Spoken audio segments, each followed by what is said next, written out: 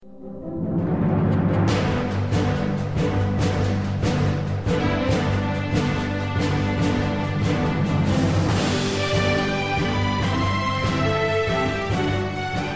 had a credit card charge where I was double billed. And the manager told me the exact same thing. You know, Miss Collins, you either pay 15% or you pay all. When I was out of town one time, one of the tenants accidentally burned the house down. A few years later, I got a letter from the owner's insurance company. Dear Mr. Whitworth, we're suing you for $100,000 for burning down the house. Someone had hacked into my site. They'd gone out there and was using my particular server to sell bogus stuff through an online auction site under my name. All of a sudden, I'm getting a letter from collections telling me that I owe them $200. I have 20 acres of land, and the state wanted to widen the road, and they wanted to buy an acre of my land, and they made me an offer that I could refuse. And after going back and forth and countering several times, they just didn't want to budge. So I called the provider law firm, and I said, I know they can take it through eminent domain, but aren't they supposed to pay me fair market value? And they said, yes, they are. And I said, what are my options? They said, you can accept it, you can counter it, or you can reject it. Well, since I'd countered already, I said, what happens if I reject it? And they said, they will sue you for the land. Well, as a prepaid legal member, I knew that I had protection, and I said, you know, jury, my peers will decide. And they said, that's right. And I said, that's great. So I hung up the phone. I called the state, and I said, I think I'd like for you to sue me. And they didn't know what to do, you know, and after several phone calls from superiors and whatever, they agreed to pay the fair market price, which paid for my membership for a very, very long time with one phone call to Prepaid Legal. A letter from the law firm got my money back. Within 30 days, everything's fixed. I didn't have to worry about anything. They did everything for me. And they wrote one letter for me on my behalf, and in less than 10 days, the whole balance was cleared and my credit was good.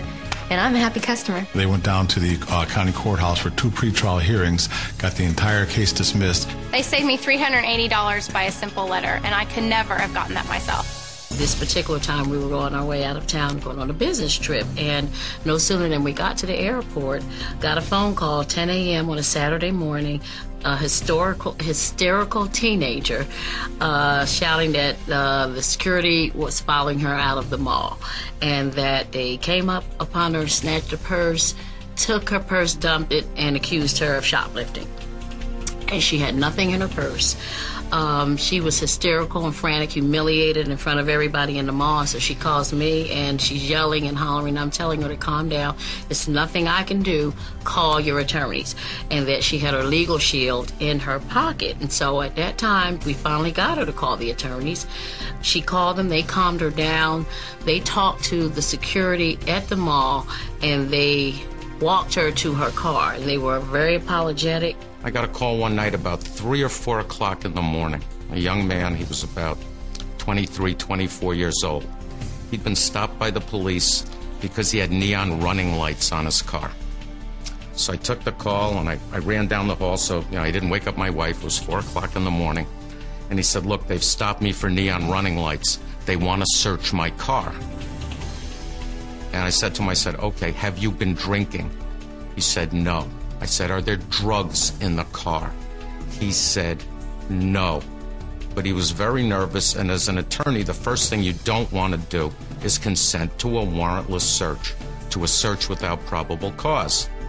So I said to him, okay, let me talk to the officer. So he hands the phone to the officer, and I said, officer, you've stopped this young man for neon running lights. He goes, yeah. I said, that's illegal? He said, where did you go to law school? You don't know that? I said, look, when I went to law school, they taught me about important things like contracts and murder. I said, now you tell me the probable cause for searching this car, for giving him a field sobriety test, for giving him the breathalyzer. And he said, look, I have the right to do this. I stopped him. I suspect it. I said, then good. Then you tell me how you're going to respond to the civil rights case we're going to file after the warrantless search. This is a violation of his constitutional rights. I said, now give me back the phone and let me instruct my client.